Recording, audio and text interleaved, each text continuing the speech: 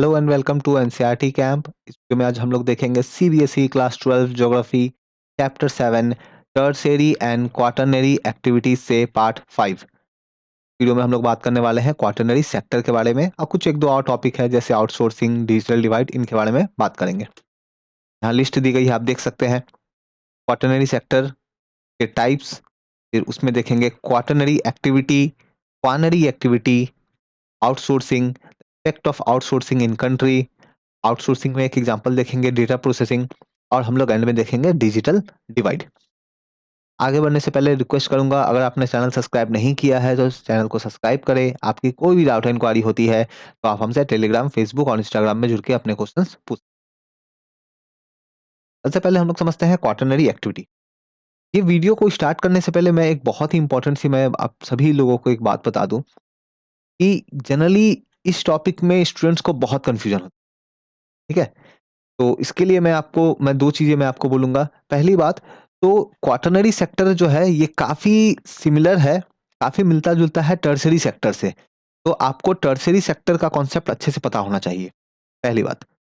और दूसरी बात, आप जो अभी ये वीडियो देख रहे हो तो आप इसको कंप्लीटली वॉच करोगे तब जाकर के आपको ये क्लियर हो पाएगा, नहीं तो अदरवाइज़ बहुत सारा कन्फ्यूजन आपके रह जाएगा। ठीक है? क्योंकि चीज़ें काफ़ी कनेक्टेड है। तो बढ़ते हैं आगे। ये पूरा कहानी यहाँ पे जो भी है, समझने से पहले मैं आपको एक सिंपल सा एग्जांपल लेता हूँ और एग्जांपल से समझाता हूँ। क्या है ये? मैं थोड़ा ब्लैंक स्पेस की तरफ चलता हूँ। हाँ, यहाँ पे हम लोग समझते हैं कि बेसिकली ये चीज़ क्या है, फिर हम लोग डिटेल में समझेंगे सब। आप मान लो स्कूल जाते हो, आप स्कूल जाते हो। स्कूल कैसे जाते हो आप? मान लो बस से जाते हो।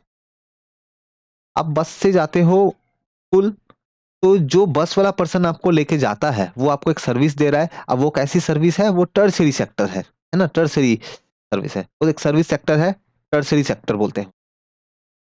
अब जब आप स्कूल पहुँचने के बाद में आपके टीचर ने आपको पढ़ाया। स्कूल पहुँचने के बाद में आपके टीचर ने आपको पढ़ाया, ठीक है? एक तो ये हो गया। दूसरा, आपके टीचर ने जिस बुक से पढ़ाया, है ना? बुक का कोई राइटर तो होगा। मान लो आपके टीचर ने आपको एनसीईआरटी की बुक पढ़ाई, है ना? तो इसके कोई तो राइटर तो होंगे ना? नाउ देखो, आपके टीचर आपको एक सर्विस, आपके यहाँ पे बस ड्राइवर ने आपको एक सर्विस दिया, स्कूल पहुँचाया, वो टर्शियरी सेक्टर हो गया। टीचर ने भी आपको एक सर्विस दिया, आपको कॉन्सेप्ट समझाया, आपको चैप्टर समझाया, वो भी एक सर्विस हो गया। इस राइटर ने आपके लिए एक बुक लिखा, बुक को आप पढ़ते हो, तो वो भी तो आपको एक सर्विस ही दे रहा है। उसके बुक के हेल्प से आप बहुत कुछ सीख पा रहे हो। तो ये तीनों ही सर्विसेज दे रहे हैं, लेकिन इन तीनों में डिफरेंस है। इन तीनों में डिफरेंस है। जो पहला, जो बस वाला जो एग्जांपल जो था, ड्राइवर वाला, वो टर्शियरी सेक्टर था। अब बाद के टीचर और वो राइटर वाला जो है, वो है क्वाटरनरी सेक्टर। वो है क्वाटरनरी सेक्टर। आप देख सकते हो टर्शियरी सेक्टर में भी आपको सर्विस मिला, क्वाटरनरी सेक्टर में भी आपको सर्विस मिला, लेकिन इन दोनों में डिफरेंस है। क्या है समझेंगे हम लोग। तो टीचर एंड राइटर वो क्वाटरनरी सेक्टर का पार्ट हो आ जाएंगे, और उन्होंने आपको एक सर्विस दिया है, तो यानी कि tertiary sector plus quaternary sector equals to service sector. आप ये याद रखो, tertiary sector plus quaternary sector equal to service sector, आपको ये याद रखना है। इसके बाद आगे बढ़ते हैं। इसके बाद अगर आप देखो, तो क्वाटरनरी सेक्टर में हम लोगों ने दो एग्जांपल लिए, टीचर एंड राइटर। ये टीचर वाला जो एग्जांपल है ये क्वाटरनरी एक्टिविटी का है, और राइटर वाला जो है ये क्वाटरनरी एक्टिविटी का है। अब ये चीजें कैसे हैं, ये अब हम लोग समझेंगे, लेकिन उससे पहले क्वाटरनरी सेक्टर का डेफिनेशन थोड़ा जानते हैं। ये एग्जांपल याद रखना, क्योंकि हम लोग इस एग्जांपल को यूज करने वाले हैं थोड़ा आगे। ठीक है, तो हम लोग सबसे पहले अब क्वाटरनरी सेक्टर क्या होता है इसका डेफिनेशन थोड़ा जान लेते हैं। क्वाटरनरी सेक्टर के बारे में जान लेते हैं, कैसे ये डिफरेंट है टर्शियरी सेक्टर से। तो क्वाटरनरी सेक्टर एक सर्विस सेक्टर है, जैसे मैंने आपको दिखाया, टीचर ने, राइटर ने आपको एक सर्विस दिया था, तो ये एक सर्विस सेक्टर है। लेकिन यहाँ पे जो सर्विस होती है, ये नॉलेज बेस्ड सर्विस होती है, या फिर इंटेलेक्चुअल बेस्ड सर्विस होती है। Knowledge based service, knowledge based service आपको टीचर ने दिया था। आपके टीचर ने, आपके टीचर के पास जो नॉलेज था उसके बेसिस पे आपके टीचर ने आपको एक चैप्टर पढ़ाया, समझाया, तो उन्होंने अपने नॉलेज के बेसिस पे आपको एक सर्विस दिया। इंटेलेक्चुअल बेसिस सर्विस मतलब जिस राइटर ने आपके लिए बुक लिखा, वो उसकी खुद की क्रिएशन है। उस राइटर ने खुद से सोच के समझ के चीजों को अच्छे से बुक में लिखा आपके लिए, तो वो एक सर्विस दे रहा है आपको, लेकिन कैसा इंटेलेक्चुअल टाइप का सर्विस है ये। अच्छा ये आप बताओ कि टीचर जो आपको सर्विस दे रहे हैं, क्या इसके लिए टीचर का आपके सामने होना एकदम कंपलसरी है? मैं आपको नॉलेज दे रहा हूं, मैं भी क्वाटरनरी सेक्टर में हूं, तो क्या जरूरी है कि मैं भी आपके बगल में ही बैठ के आपको सर्विसेज प्रोवाइड करूं? नहीं। आप हो सकते हैं कहीं और, मैं आपसे थाउजेंड्स ऑफ किलोमीटर दूर बैठा हुआ हूं, यूट्यूब के हेल्प से मैं आपको नॉलेज दे रहा हूं। यानी कि नेसेसरी नहीं है कि सर्विसेज जो हो, वो सर्विसेज जो भी है वो आपके एकदम बगल में हो, है ना? ऐसा नहीं है कि एकदम नियर में हो। या फिर जिस राइटर ने बुक लिखा, क्या आपको बगल वाले घर में बैठ के बुक लिख रहा था? नहीं। तो हो सकता है कहीं कहीं पे भी लिख रहा हो सकता है जिस प्लेस पे वो बुक लिख रहा हो, बाहर में बहुत बारिश हो रही हो, वो घर में बैठ के बुक लिख रहा हो। मतलब क्या है, ये जो सर्विस है इसका इफेक्ट नहीं पड़ता है इन्वायरमेंट पे। पहाड़ आंधी आए, तूफान आए, आपको सर्विस मिल रहा है। आपके बगल में होना जरूरी नहीं है। रॉ मटेरियल इस सेक्टर के लिए बगल में होना जरूरी नहीं है, नियर में होना जरूरी नहीं है। याद रखो, याद करो, मैन्युफैक्चरिंग सेक्टर, बगल में रॉ मटेरियल होने चाहिए थे, लेकिन यहां पे ऐसा कुछ नहीं है। जो पर्सन क्वाटरनरी सेक्टर में आपको सर्विस दे रहा है, वो हो सकता है आपसे थाउजेंड्स ऑफ किलोमीटर दूर हो, आपके आप दोनों के बीच में जंगल हो, पहाड़ हो, बहुत कुछ हो, ठीक है, लेकिन फिर भी वो आपको सर्विसेज दे सकता है। अब ये जो क्वाटरनरी सर्विसेज है, जो क्वाटरनरी सेक्टर का जो पार्ट ये हम लोग देख रहे हैं, तो हम लोग आउटसोर्स कर सकते हैं। अब ये लाइन का मतलब क्या है कि हम लोग इसको आउटसोर्स कर सकते हैं? आउटसोर्स कर सकते हैं, इस लाइन का मतलब हम लोग जो है, आगे एक टॉपिक आएगी आउटसोर्सिंग नाम से, उस टॉपिक को आप जब समझोगे तब आपको ये लाइन समझ में आएगी। इसलिए मैंने कहा कि यहाँ पे ये पर्टिकुलरली इस वीडियो में जो भी टॉपिक्स गिवन है सभी बहुत कनेक्टेड है। अगर पूरे वर्ल्ड की हम लोग बात करते हैं, पूरे वर्ल्ड में जो ये क्वाटरनरी सेक्टर है और टर्शियरी सेक्टर है, दोनों को मिला के क्या कहा हमने? Service sector. क्वाटरनरी सेक्टर और टर्शियरी सेक्टर दोनों को मिला के हमने कहा सर्विस सेक्टर। ये जो सर्विस सेक्टर है, ये बहुत ज्यादा जॉब क्रिएट करता है, ये बहुत ज्यादा जीडीपी में कंट्रीब्यूशन प्रोवाइड करता है। मतलब प्राइमरी और सेकेंडरी सेक्टर से ये दोनों सेक्टर बहुत ज्यादा आगे है। एक तरफ है क्वाटरनरी प्लस टर्शियरी, और दूसरी तरफ है secondary sector plus primary sector. Quaternary plus tertiary sector जो है, जिसको हम लोग मिला करके सर्विस सेक्टर बोल रहे हैं, ये बहुत ज्यादा आगे है सेकेंडरी एंड प्राइमरी सेक्टर से, किसी भी मैटर में, लोगों को जॉब देने में, इकोनॉमिक ग्रोथ में, ठीक है। जो डेवलप कंट्रीज है, यूरोपियन कंट्रीज है, जो अमेरिकन कंट्रीज है, वहां पे आप देखोगे, यूएसए जो है, वहां पे आप देखोगे क्वाटरनरी एंड टर्शियरी सेक्टर का बहुत बड़ा रोल है। लगभग 50% के आसपास वर्कर इनमें इसी सेक्टर पे काम करते हैं। इसीलिए इसको नॉलेज सेक्टर, आप यहां पे नोटिस करो, क्वाटरनरी सेक्टर में कौन था? टीचर था, राइटर था, एक नॉलेजेबल पर्सन था। तो क्वाटरनरी सेक्टर को हम लोग नॉलेज सेक्टर भी बोलते हैं। क्यों? क्योंकि यहां पे जो भी काम होती है एक नॉलेज के बेसिस पे होता है। ड्राइवर ने आपको जब सर्विस दिया था, हमने कहा वो टर्शियरी सर्विस है, टर्शियरी सेक्टर है। जरूरी नहीं हो कि उस ड्राइवर को बस के बारे में सब कुछ पता हो, कि बस का इंजन कैसे काम करता है, बस की ब्रेक कैसे काम करती है, उसको बस उसको चलाना आता है, तो उसको नॉलेज सेक्टर नहीं बोलेंगे। लेकिन क्वाटरनरी सेक्टर में जो टीचर ने आपको पढ़ाया, उसको चैप्टर का कंप्लीट नॉलेज है। जिस राइटर ने आपके लिए बुक लिखा, उसको उस टॉपिक का कंप्लीट नॉलेज है, तभी तो वो आपको पढ़ा रहा है, बता रहा है। और समझते हैं क्वाटरनरी सेक्टर का, पूरे वर्ल्ड में अगर हम लोग देखते हैं, तो बहुत ही ज्यादा ग्रोथ है, बहुत ही हाई ग्रोथ है ऐसी सर्विसेज की जो इंफॉर्मेशन पे बेस्ड हो। आज देखो ऑनलाइन क्लासेस का कितना डिमांड है। बाहर में कोविड के कारण सब कुछ बंद हो गई है, लेकिन फिर भी ऑनलाइन क्लासेस का कितना डिमांड है? क्यों? क्योंकि ये एक तरह की इंफॉर्मेशन बेस्ड सर्विस है। तो बहुत तरह तरह की इंफॉर्मेशन बेस्ड सर्विसेज का डिमांड वर्ल्ड में डे बाय डे इंक्रीज हो रहा है, ठीक है। चाहे वो हम लोग तरह तरह के सर्विसेज की बात करें, टैक्स कंसल्टेंट जो आपको टैक्स मैनेज करने में हेल्प करते हैं, software developers, mutual fund manager, आप म्यूचुअल फंड में, है ना, शेयर मार्केट में इन्वेस्ट करते हो, स्टैटिस्टिशियन, डेटा के साथ जो वर्क करते हैं। तो इस तरह के जॉब का बहुत ही ज़्यादा डिमांड है आज के प्रेज़ेंट डे में। The personnel working in the office, building, elementary school, university, classroom, hospitals, ये सभी आते हैं इस कैटेगरी में। यहाँ पे आप देखो क्लासरूम में जो वर्क कर रहा है टीचर, स्कूल में, यूनिवर्सिटी में टीचर वर्क कर रहा है, डॉक्टर जो वर्क कर रहा है, कोई आपके लिए कोई अकाउंटिंग वर्क कर रहा है ना? तो ये सब नॉलेजेबल पर्सन है। इन्होंने कहीं से कुछ नॉलेज लिया है और उस नॉलेज के बेसिस पे आपको सर्विसेज दे रहे हैं। तो ये सभी क्वाटरनरी सेक्टर का पार्ट हो जाएंगे। ठीक है? और समझते हैं आगे। तो क्वाटरनरी सेक्टर को फिर हम लोग 2 टाइप में डिवाइड कर सकते हैं। 2 टाइप में डिवाइड कर सकते हैं। एक है क्वाटरनरी एक्टिविटीज और दूसरा है क्वानरी एक्टिविटीज। देखो क्वाटरनरी सेक्टर को दो, एक है क्वाटरनरी एक्टिविटी, एक है क्वानरी एक्टिविटी। दोनों में बहुत कम डिफरेंस है, बहुत माइन्यूट डिफरेंस है। प्राइमरी सेक्टर, सेकेंडरी सेक्टर में तो टोटल डिफरेंस था ना, क्या वैसा डिफरेंस क्या है? नहीं, बहुत कम डिफरेंस है। बहुत बार आपको तो पता तक नहीं चलेगा कि ये क्वाटरनरी एक्टिविटी है कि क्वानरी एक्टिविटी है, कंफ्यूजन होगा।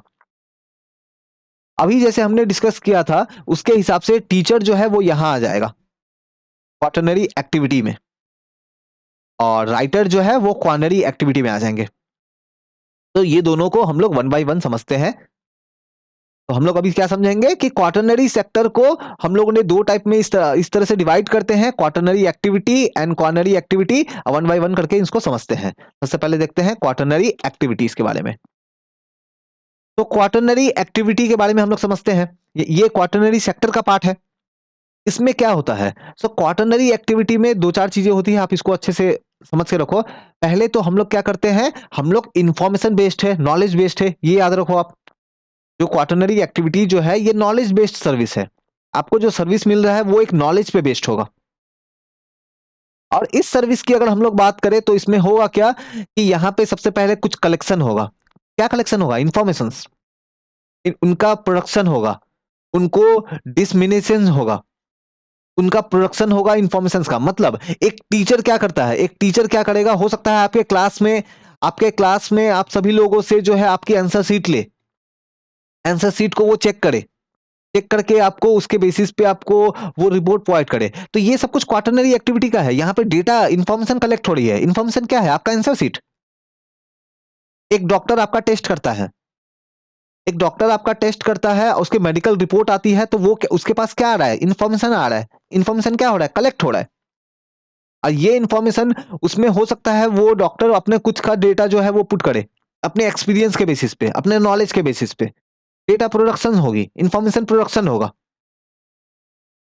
क्वाटरनरी एक्टिविटी में हम लोग देखेंगे जनरली ये सब चीजें जो है ना काफी हद तक साइंस से रिलेट होगी। क्वाटरनरी एक्टिविटी की अगर हम लोग बात करें तो जनरली आप इससे रिलेट करोगे रिसर्च, आप रिलेट करोगे डेवलपमेंट। ठीक है?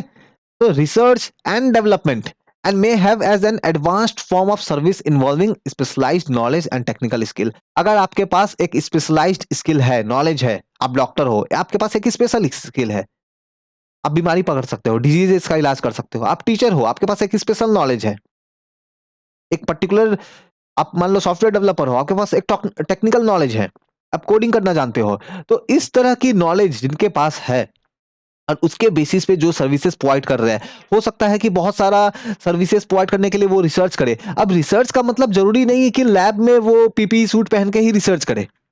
एक टीचर भी तो रिसर्च करता है। एक टीचर जब आपको पढ़ाता है, उससे पढ़ाने से पहले हो सकता है कि वो काफी कुछ उस टॉपिक को लेकर रिसर्च करता हो, है ना? तो ये सब क्वाटरनरी एक्टिविटीज का पार्ट बन जाएगी। क्वाटरनरी एक्टिविटी, ध्यान दो, क्वाटरनरी सेक्टर नहीं, क्वाटरनरी सेक्टर का ये पार्ट है, क्वाटरनरी एक्टिविटीज। जो दूसरा कैटेगरी है वो है क्वानरी एक्टिविटी। अच्छा देखो, क्वानरी एक्टिविटी भी आपको काफी हद तक क्वाटरनरी एक्टिविटी, ये दोनों काफी सिमिलर नजर आएंगे। जो छोटा सा जो माइन्यूट डिफरेंस है, आप ये समझ सकते हो, क्वाटरनरी एक्टिविटी में क्या हो रहा है, डेटा इंफॉर्मेशन को कलेक्ट कर रहे हैं, उनके बेसिस पे सर्विसेज दे रहे हैं। क्वानरी एक्टिविटी में थोड़ा सा ना इंटेलेक्चुअल हो जाएगा। मतलब यहाँ पे डेटा खुद से ही प्रोड्यूस करेंगे, ज्यादा से ज्यादा डेटा। जैसे राइटर, टीचर ने आपको सर्विस दिया था तो वो क्वाटरनरी एक्टिविटी हो गई थी, क्योंकि उसने कहीं से डेटा कलेक्ट किया था, कहीं से, किसी बुक से। लेकिन क्वानरी एक्टिविटी में क्या होगा? राइटर वो अपना खुद का डेटा प्रोड्यूस करेगा, खुद से वो लिखेगा, रिसर्च करेगा, इंटेलेक्चुअल थिंग इंटरप्रेट करेगा। तो क्वानरी एक्टिविटी क्या है? ये भी एक सर्विस है। इस सर्विस में क्या करता है? क्रिएशन होता है डेटा का, इंफॉर्मेशन का। इसमें क्या होता है? जो आइडिया है, नए-नए आइडिया उभर के सामने आते हैं, एक्जिस्टिंग आइडियाज़ उभर के सामने आते हैं, इंटरप्रिटेशन होता है। जैसे आइंस्टाइन, आइंस्टाइन ने न जाने कितने थ्योरीज़ हमें दिए साइंस में। तो वो क्या था? वो था quaternary activity, sorry quinary activity. Einstein ने जो हमें अलग-अलग थ्योरी दिया, जो अलग-अलग साइंटिस्ट है, उन्होंने जो अलग-अलग रिसर्च किए, रिसर्च करके जो हमें समझाया, बताया, है ना? फ़ॉर्मूलाज़ दिए, वो सब कुछ क्वानरी एक्टिविटी का पार्ट बन जाएगी। और उस इन्फॉर्मेशन को, उस फ़ॉर्मूला को आपके स्कूल में आपको पढ़ाया जा रहा है, आपके टीचर पढ़ा रहा है, तो वो क्वाटरनरी एक्टिविटी का पार्ट बनेगी। क्वाटरनरी एक्टिविटी करने वाले कितने लोग होते हैं? कितने लोग होते हैं जो रिसर्च करते हो, डॉक्टर करते हो? बहुत कम।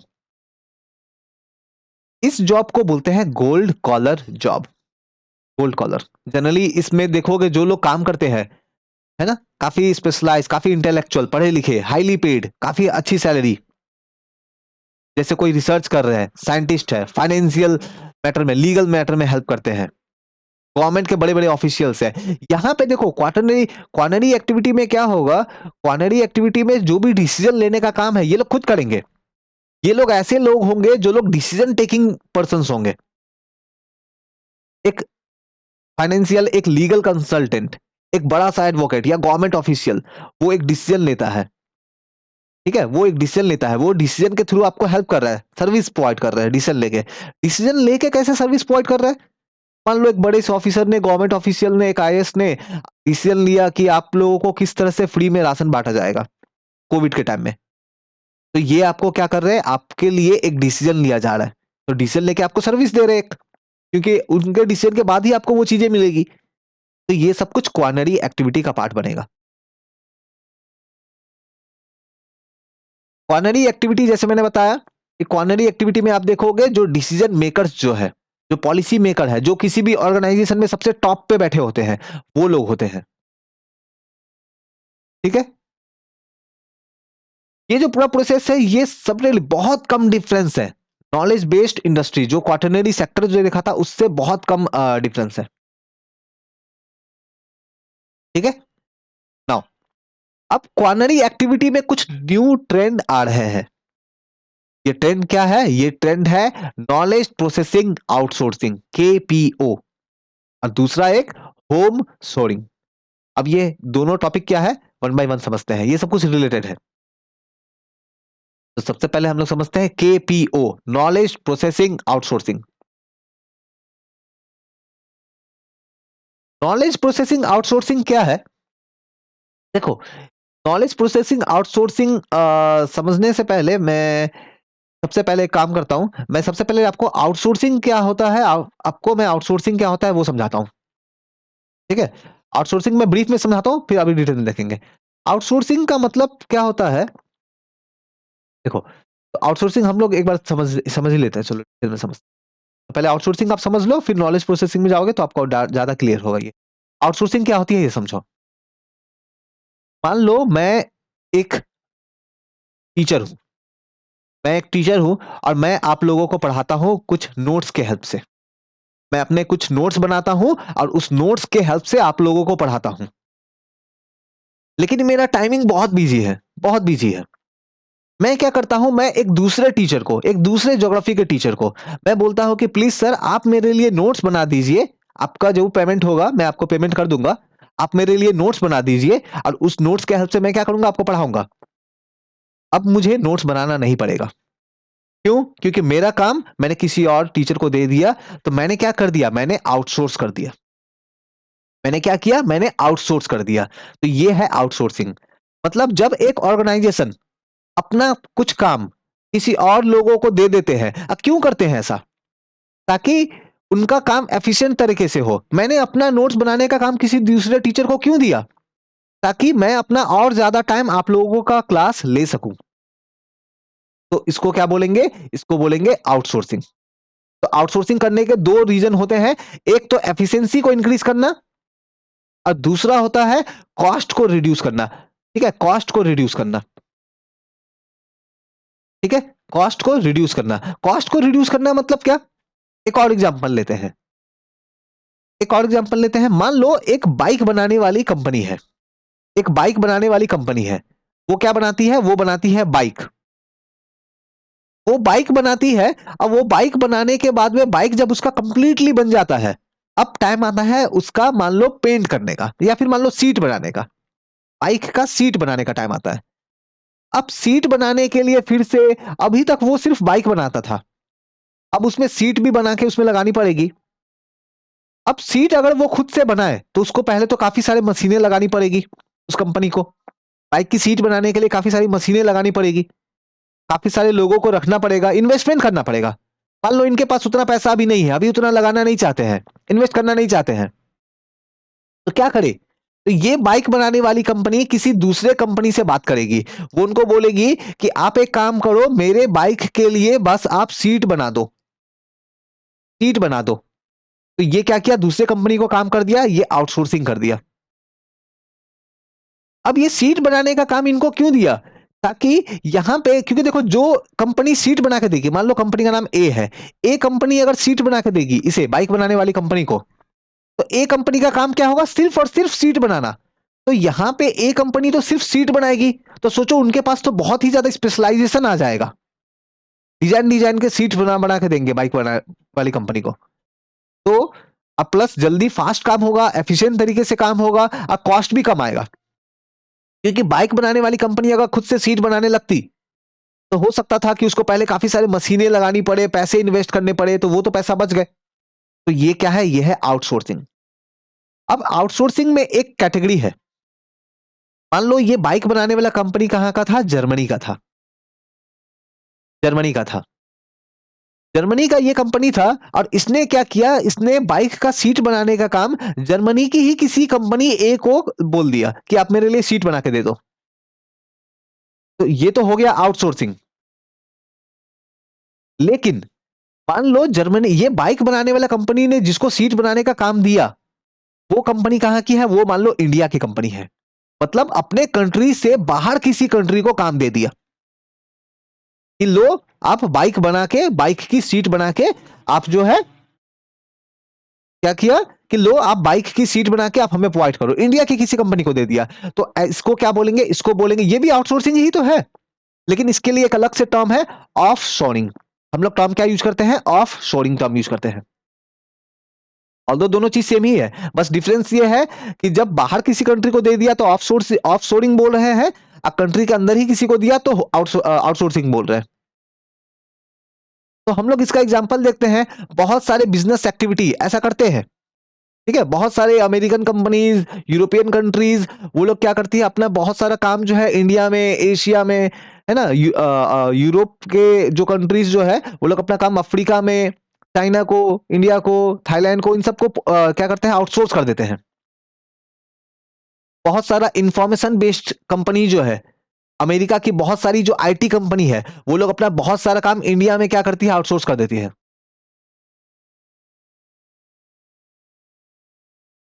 अमेरिका की जो कंपनी जो है, वो क्या करेगी? अपना कॉल सेंटर इंडिया में लगाएगी। एप्पल एप्पल कंपनी का कॉल सेंटर मान लो इंडिया में लगा दिया। इससे हुआ क्या? कोई कंपनी अगर एप्पल के कस्टमर केयर को कॉल कर रही है कोई पर्सन, तो उसका कॉल आएगा इंडिया में। तो ये क्या है? ये एक एग्जांपल है आउटसोर्सिंग का। ये एक एग्जांपल है आउटसोर्सिंग का, जो कॉल सेंटर सर्विसेज वगैरह होती है। मैन्युफैक्चरिंग एक्टिविटी को भी आउटसोर्स करते हैं। ठीक है। नाउ, तो हम लोग जो समझ रहे थे वो ये था कि नॉलेज प्रोसेसिंग आउटसोर्सिंग ये क्या है। अब ये समझने के बाद में हम लोग आउटसोर्सिंग का इफेक्ट वगैरह वो सब देख लेंगे। ठीक है। तो अब नॉलेज प्रोसेसिंग तो आउटसोर्सिंग क्या होता है? आई होप आपको समझ में आ गया होगा। अब यहाँ पे क्या है? Knowledge processing outsourcing. आउटसोर्सिंग तो करेंगे, लेकिन किसी सामान का नहीं, किसी नॉलेज का। किसी नॉलेज को आउटसोर्स करेंगे। मतलब क्या है? ये जो आउटसोर्सिंग प्रोसेस है, ये बिजनेस प्रोसेस आउटसोर्सिंग से डिफरेंट है। देखो, एक तो आउटसोर्सिंग में क्या हुआ था कि मान लो एप्पल कंपनी है, एप्पल कंपनी ने अपने मोबाइल का बैटरी बनाने का काम चाइना का किसी कंपनी को दे दिया। एप्पल कंपनी ने अपनी मोबाइल की बैटरी बनाने का काम चाइना की किसी कंपनी को दे दिया कि आप लोग हमारे लिए बैटरी बना के दो। तो ये तो आउटसोर्सिंग है ना। अब कैसा आउटसोर्सिंग, तो इसको बोलते हैं बिजनेस प्रोसेस आउटसोर्सिंग। ये तो एक तरह के बिजनेस प्रोसेस जो है उसको आउटसोर्स कर रहे हैं। या फिर बिजनेस प्रोसेस में आप एग्जांपल अच्छा ले सकते हो कॉल सेंटर वाला। कॉल सेंटर वाला ज्यादा अच्छा एग्जांपल है। एप्पल कंपनी ने अपना कॉल सेंटर इंडिया में लगा लिया, तो एप्पल के कस्टमर केयर को कोई कॉल करता है तो उसका कॉल कहां पे आ रहा है, उसका कॉल आता है इंडिया में। तो ये क्या है, बिजनेस प्रोसेसिंग आउटसोर्सिंग, बीपीओ। अब केपीओ क्या है, केपीओ में क्या होगा कि यहां पे जो नॉलेज है उसको आउटसोर्स किया जाएगा, ये बीपीओ से अलग है। इसमें क्या होगा, इसमें मान लो केपीओ में होगा ये कि एप्पल कंपनी को अपने कंपनी के लिए, अपने मोबाइल के लिए कुछ नया डिजाइन बनाना है। मोबाइल का कुछ नया डिजाइन लॉन्च करना चाहते हैं वो लोग। अब वो डिजाइन कैसा हो, तो वो डिजाइन को फाइंड करने का काम, वो डिजाइन को बनाने का काम, वो काम दे दिया इंडिया की किसी कंपनी को। तो ये भी तो आउटसोर्सिंग है। लेकिन हाँ, ये नॉलेज प्रोसेसिंग आउटसोर्सिंग है। यहां पे कुछ नॉलेज को प्रोसेस किया जा रहा है, कहां पे, इंडिया में। तो यहां पे रिसर्च होगा, लीगल प्रोफेशंस होंगे, बैंकिंग होगा। मान लो एप्पल कंपनी, एप्पल जो कंपनी जो है, एप्पल कंपनी अपना अपना खुद का कुछ सॉफ्टवेयर बना रही है। तो वो सॉफ्टवेयर बनाने का काम जो है वो इंडिया की किसी कंपनी को दे दिया। कुछ ई लर्निंग कंटेंट बना रही है, ठीक है। तो एप्पल कंपनी चाहती है कि दुनिया भर में कितने अलग अलग तरह के मोबाइल बिकते हैं, कौन से लोग किस तरह की मोबाइल पसंद करते हैं, इसको जाकर के सर्वे करो, रिसर्च करो। ये काम मान लो एप्पल कंपनी ने इंडिया की किसी कंपनी को दे दिया। तो इसको बोलेंगे knowledge processing outsourcing. I hope समझ में आया होगा। बढ़ते हैं आगे। नॉलेज, तो हम लोगों ने आउटसोर्सिंग क्या होता है ये समझ लिया। Effect of outsourcing in country, outsourcing का इफेक्ट क्या होता है कंट्री पे।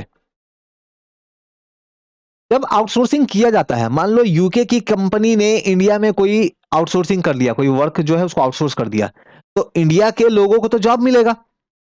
यूके का कोई मोबाइल बनाने वाला कंपनी है यूके के, तो उसने क्या किया, अपना कॉल सेंटर इंडिया में लगा दिया।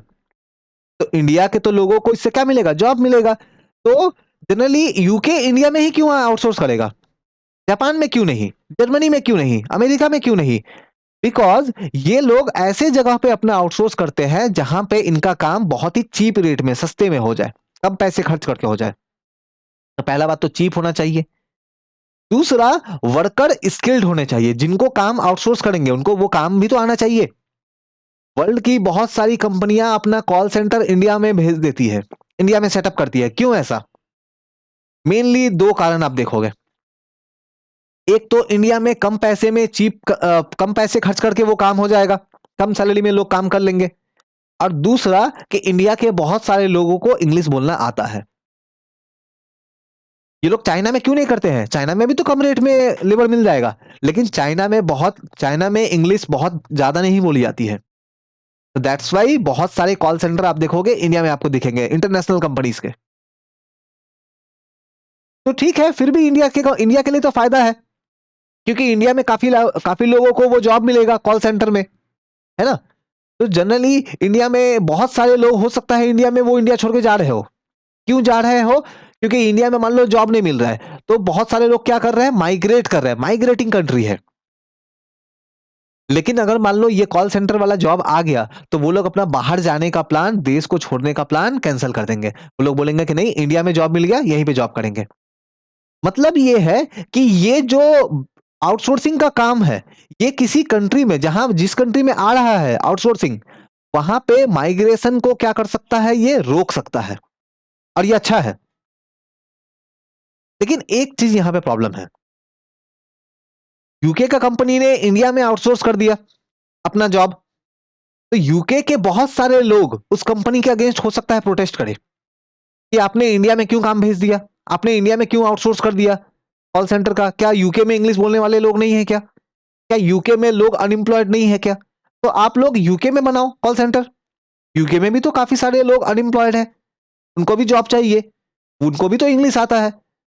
तो हम लोग देखते हैं कि बहुत बार जो आउटसोर्सिंग करने वाली कंट्रीज जो है, उनके कंट्री में ही, उनके कंट्री के जो यंगस्टर्स जो है, जो यूथ है, वो लोग उनके अगेंस्ट में जो है, जिनको जॉब चाहिए, वो लोग प्रोटेस्ट करते हैं, वो लोग डिमांड करते हैं कि हमारे कंट्री में ही आप करो, दूसरे कंट्री में क्यों जाते हो।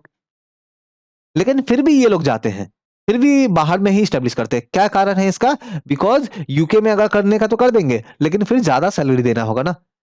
इंडिया में बीपीओ का काम करेंगे मान लो कोई 10,000 का सैलरी में, वही यूके में अगर करवाना है तो उसको 30,000 देना पड़ेगा। तो कंपनी को तो अपना पैसा बचाना है, तो कंपनी क्या करेगी? कंपनी जो है अपना वर्क जो है उसको ट्रांसफर करेगी, आउटसोर्स करेगी हमारे जैसे इंडिया, चाइना, है ना, जो एशिया अफ्रीका की कंट्री है इनमें। यहाँ पे एक एग्जांपल, यहाँ पे हम लोग देखते हैं आउटसोर्सिंग का एग्जांपल है ये डेटा प्रोसेसिंग। डेटा प्रोसेसिंग क्या है? ये एक आईटी रिलेटेड सर्विस है। Asia, euro, east European country, African country, यहाँ पे ये किया जाता है। और इनको ये काम देता कौन है? जो डेवलप कंट्री है। इन कंट्री को ही क्यों देते हैं? क्योंकि यहाँ पे स्किल्ड लेबर मिल जाएंगे और इंग्लिश बोलने वाले लोग मिल जाएंगे।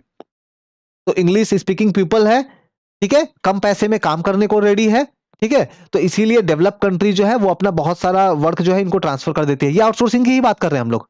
आउटसोर्सिंग में ही बस एक एग्जांपल देख रहे हैं, डेटा प्रोसेसिंग, ठीक है। तो बहुत सारे डेटा प्रोसेसिंग, डेटा प्रोसेसिंग का मतलब क्या है कि डेटा, जैसे फॉर एग्जांपल मान लो यूके का एक कंपनी है, एक चॉकलेट बनाने वाली कंपनी है, मान लो एग्जांपल के लिए वो चॉकलेट बनाती है।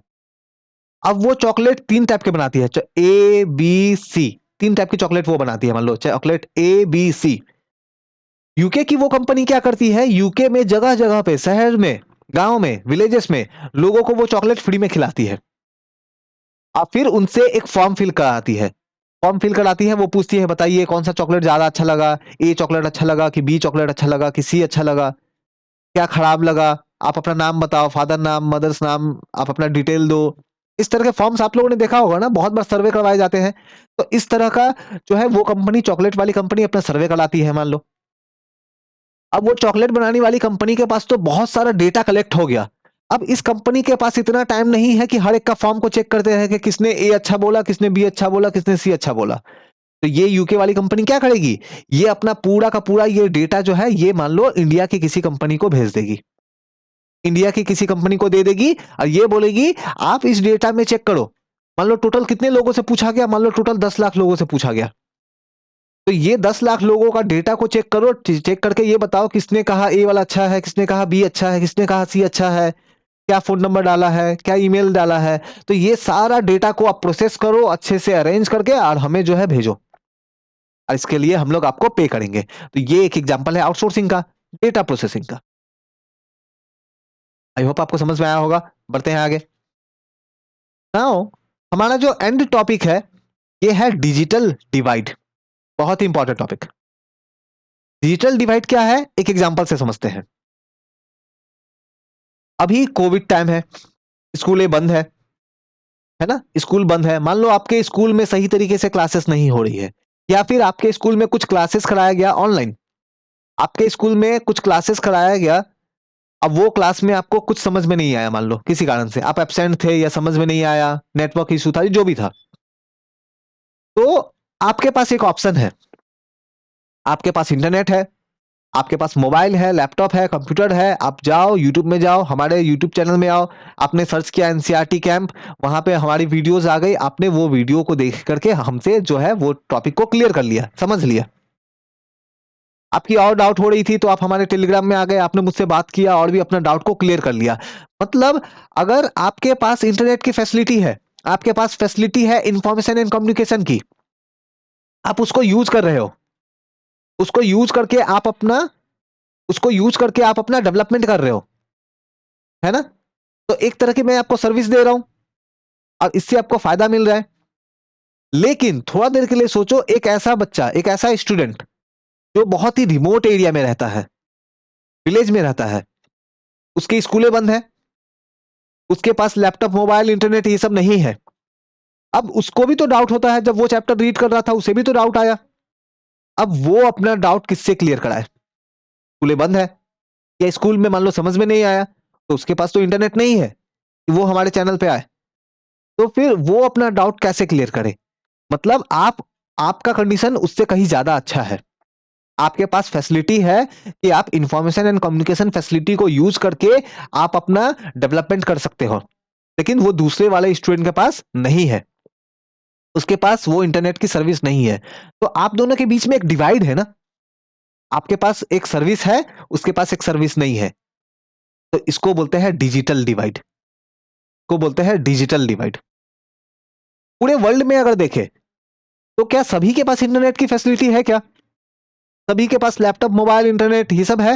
नहीं, नहीं है। सभी के पास इंफॉर्मेशन एंड कम्युनिकेशन टेक्नोलॉजी के फैसिलिटीज नहीं है। बहुत ही अनइवन तरीके से डिस्ट्रीब्यूट है, किसी के पास है, किसी के पास नहीं है।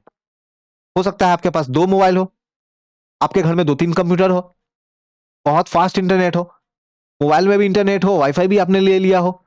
अब कोई एक ऐसा पर्सन है जिसके पास कुछ नहीं है। तो वर्ल्ड की बहुत सारी कंट्री को अगर हम लोग देखें तो उनके बीच में काफी डिफरेंस है, economic, political and social differences है वर्ल्ड की अलग अलग कंट्रीज के बीच में। और ऑफ कोर्स इस कारण से डिजिटल डिवाइड देखने को मिलता है। अगर कोई कंपनी अगर बहुत ही रिच है, कोई कंट्री अगर बहुत ही रिच है, तो वो कंट्री क्या करेगी? वो कंट्री अपने लोगों को बहुत सारा सर्विसेज फ्री में दे सकती है। कोई कंट्री अगर बहुत रिच है तो वो अपना सर्विसेज बहुत सारा वो फ्री में दे सकती है ना। ओके। लेकिन डेवलपिंग कंट्री की अगर हम लोग बात करें, डेवलपिंग कंट्री की अगर हम लोग बात करें तो उनके पास इतने ज्यादा रिसोर्सेस नहीं है। As a result develop country जो है वो हमसे आगे है। डेवलप कंट्री के पास में इंटरनेट कितना फास्ट होगा, वो लोग कितने फास्ट तरीके से वो लोग चीजों को लर्न कर पाते होंगे, समझ पाते होंगे, सर्विसेज ले पाते होंगे। लेकिन डेवलपिंग कंट्री की अगर हम लोग बात करें तो बहुत जगह पे इंटरनेट होगा भी तो सही तरीके से नहीं चलता होगा। आप लोगों ने भी जरूर फेस किया होगा। तो डेवलप कंट्री और डेवलपिंग कंट्री के बीच में भी डिजिटल डिवाइड है। ठीक है। कंट्री के अंदर भी डिवाइड है, कंट्री के बाहर भी डिवाइड है। जैसे इंडिया एंड यूएसए, क्या हमारे बीच में डिजिटल डिवाइड है? यस। उनके पास ज्यादा अच्छी इंफॉर्मेशन एंड कम्युनिकेशन सर्विस है और हमारे पास थोड़ी सी कम है। इंडिया की अगर हम लोग बात करें तो इंडिया के अंदर आप हो और एक कोई बहुत ही रिमोट एरिया में कोई पर्सन है, इंडिया का ही अंदर, क्या आप दोनों के बीच में कोई ये डिजिटल डिवाइड है? यस। तो हम लोग देखेंगे डिजिटल डिवाइड कंट्री के अंदर भी है, जो लाइक इंडिया, रशिया, इस तरह की बड़ी कंट्री की हम लोग बात करें, जो बड़े शहरों में रहते हैं, जो मुंबई में, बेंगलोर में, कोलकाता में, इन सब जगहों पे रहते हैं, ज्यादा अच्छी कनेक्टिविटी है उनके पास। लेकिन जो रूरल एरियाज में रहते हैं उनके पास ऐसी अपॉर्चुनिटीज नहीं है। तो ये है digital divide. I am sure आपको समझ में आया होगा। तो इस वीडियो में हम लोग यहीं तक करते हैं। इस वीडियो में हम लोग यहीं तक करते हैं। अब हमारी जो नेक्स्ट वीडियो आएगी, उस वीडियो में हम लोग जो है वो दूसरा चैप्टर जो है मिनरल एनर्जी, उसको हम लोग डिस्कस करेंगे। अगर वीडियो पसंद आया हो तो वीडियो को बिल्कुल लाइक, कमेंट एंड शेयर करें। Thank you.